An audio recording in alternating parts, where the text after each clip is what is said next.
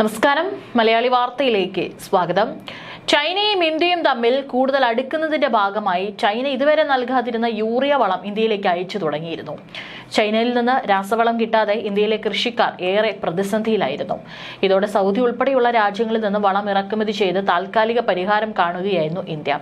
ചൈനയിൽ നിന്നും യൂറിയ കിട്ടി തുടങ്ങിയതോടെ കേന്ദ്ര സർക്കാരിനും ഇന്ത്യയിലെ കൃഷിക്കാർക്കും ആശ്വാസമാവുകയാണ്. ഇന്ത്യയും ചൈനയും തമ്മിൽ വർദ്ധിച്ചു വരുന്ന ഈ ഒരു അടുപ്പം സസൂക്ഷ്മം നിരീക്ഷിക്കുകയാണ് അമേരിക്ക. മോദിയും ഷീ ജിൻപിങ്ങും തമ്മിലുള്ള സൗഹൃദം ട്രംപിന്റെ ഉറക്കം കെടുത്തുകയാണ്. മാത്രമല്ല, ട്രംപിനെയും യൂറോപ്യൻ യൂണിയനെയും ധിക്കരിച്ചുകൊണ്ട് റഷ്യയുടെ എണ്ണ മുഴുവനായി വാങ്ങുമെന്ന് പ്രഖ്യാപിച്ചിരിക്കുകയാണ് ചൈന. വർഷങ്ങൾക്ക് ശേഷം ഇന്ത്യയിൽ നിന്നും ചൈനയിലേക്ക് ഡീസൽ കയറ്റുമതി അയച്ചിരിക്കുകയാണ്.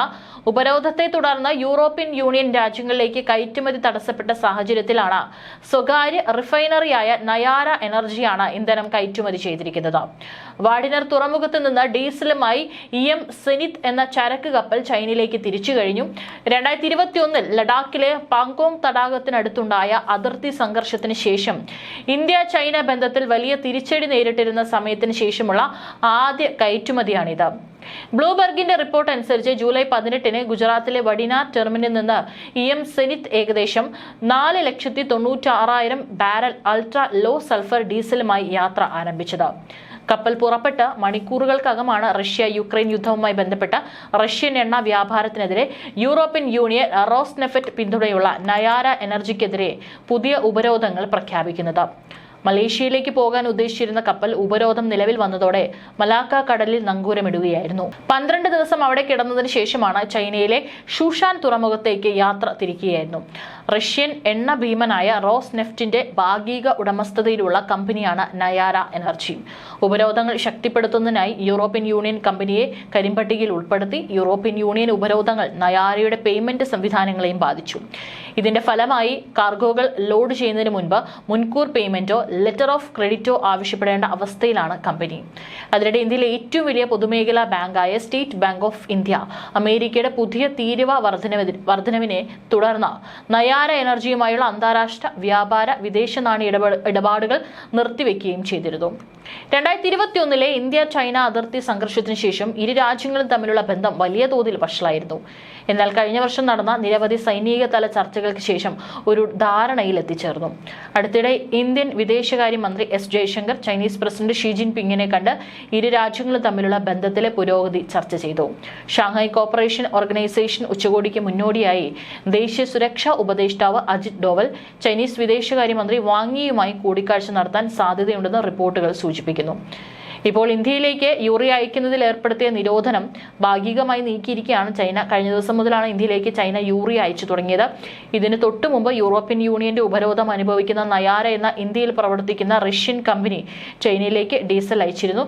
ഏതായാലും വലിയ രീതിയിൽ ഇന്ത്യക്കും ചൈനയ്ക്കുമെതിരെ തീരുവ യുദ്ധം പ്രഖ്യാപിച്ചിരിക്കുകയാണ് ട്രംപ് എന്നുള്ളത് അറിയാം. ആ ഒരു സാഹചര്യത്തിലാണ് ഇപ്പോൾ ഇന്ത്യയും ചൈനയും തമ്മിലുള്ള ഇത്തരത്തിലൊരു വ്യാപാര ഇടപാടുകൾ നടക്കുന്നത്. ഇത് തീർച്ചയായിട്ടും അമേരിക്കയെ പ്രകോപിപ്പിക്കുമെന്നുള്ള കാര്യത്തിൽ സംശയം വേണ്ട. കഴിഞ്ഞ ദിവസം മുതലാണ് ചൈന ഇന്ത്യയിലേക്ക് യൂറിയ അയച്ചു തുടങ്ങിയത്. യൂറിയയുടെ വലിയ ഇറക്കുമതി രാജ്യമാണ് ഇന്ത്യ. കാരണം ഇന്ത്യയുടെ കൃഷിഭൂമി വിപുലമാണ്. ഏകദേശം $77.4 കോടി യൂറിയ ഇന്ത്യ ചൈനയിൽ നിന്ന് ഇറക്കുമതി ചെയ്യുന്നുണ്ട്. ഓഗസ്റ്റ് 31 ചൈനയിലെ ടിയാൻജിനിൽ ആരംഭിക്കുന്ന SCO യോഗത്തിൽ പ്രധാനമന്ത്രി മോദി പങ്കെടുക്കും. പാകിസ്ഥാൻ, ചൈന, ഇന്ത്യ, റഷ്യ എന്നീ രാജ്യങ്ങളിലെ പ്രതിനിധികളാണ് പങ്കെടുക്കുക. 5 വർഷത്തെ ഇടവേളയ്ക്ക് ശേഷം ഇന്ത്യയും ചൈനയും അതിർത്തി ചർച്ചകൾ പുനരാരംഭിക്കുകയാണ്. ലിപുലേഖ്, ഷിബ് കില, നാഥൂല എന്നീ മലയിടുക്കുകളിലൂടെ വീണ്ടും ഇന്ത്യ ചൈന വ്യാപാരം പുനരാരംഭിക്കുന്നതിനെ കുറിച്ചും ആലോചിച്ചു വരുന്നതായി ഇന്ത്യയുടെ വിദേശകാര്യ വക്താവ് രൺധീർ ജയ്സ്വാൾ പറയുന്നു. ഏതായാലും റഷ്യയിൽ നിന്ന് എണ്ണ വാങ്ങുന്നതിനെതിരെ US ഇന്ത്യക്കെതിരെ 50% വ്യാപാര ചുങ്കം ഏർപ്പെടുത്തിയതും യൂറോപ്യൻ യൂണിയൻ ഇന്ത്യക്കെതിരെ ശക്തമായ ഉപരോധം ഏർപ്പെടുത്തുകയും ചെയ്തതോടെയാണ് ഇന്ത്യ കൂടുതലായി ചൈനയിലേക്ക് തിരിയുന്നത്. ഓഗസ്റ്റ് 27 മുതലാണ് ഇന്ത്യക്കെതിരെ 50% വ്യാപാര തീരുവ നിലവിൽ വരും. ചൈന റഷ്യയിൽ നിന്ന് എണ്ണ വാങ്ങുന്നതിന്റെ പേരിൽ USന്റെ നോട്ടപ്പുള്ളിയാണെങ്കിലും ചൈനയിൽ നിന്ന് അപൂർവ ധാതുക്കളും മറ്റും കിട്ടണമെന്നുള്ളതിനാൽ US ഇനിയും ചൈനയ്ക്കെതിരെ ഉയർന്ന വ്യാപാര ചുങ്കം ഏർപ്പെടുത്തിയിട്ടില്ല. പക്ഷേ റഷ്യൻ എണ്ണ വൻതോതിൽ വാങ്ങാൻ തന്നെയാണ് ചൈനയുടെ തീരുമാനം. റഷ്യയിൽ നിന്നും പല സാധനങ്ങളും US യൂറോപ്യൻ യൂണിയനും ഇറക്കുമതി ചെയ്യുമ്പോൾ ഇന്ത്യ റഷ്യയിൽ നിന്ന് എണ്ണ വാങ്ങുന്നതിന് മാത്രം ഉയർന്ന ചുങ്കവും ഉപരോധവും ഏർപ്പെടുത്തുന്നത് ഇരട്ടത്താപ്പാണെന്ന് ഇന്ത്യ കുറ്റപ്പെടുത്തുന്നു. ഇന്ത്യക്കെതിരെ ഭീകരാക്രമണം നടത്തിയ പാകിസ്ഥാൻ അപലപിക്കാൻ തയ്യാറല്ലാത്ത US-ഉം യൂറോപ്യൻ രാജ്യങ്ങളും അവർക്ക് ഭീഷണിയുള്ളപ്പോൾ മാത്രം ഭീകരവാദത്തെ അപലപിക്കുന്നതും ഇരട്ടത്താപ്പാണെന്ന് ഇന്ത്യ കരുതുന്നുണ്ട്. ഏതായാലും 50% തീരുവ ഏർപ്പെടുത്തിയിട്ടുള്ള നടപടി ഓഗസ്റ്റ് 27-നാണ് പ്രാബല്യത്തിൽ വരുന്നത്. പലപ്പോഴും പല ശത്രുക്കളോട് പോലും പെരുമാറുന്നതിനപ്പുറമുള്ള രീതിയിലാണ് ഇപ്പോൾ ട്രംപ് ഇന്ത്യയോട് പെരുമാറിക്കൊണ്ടിരിക്കുന്നത്.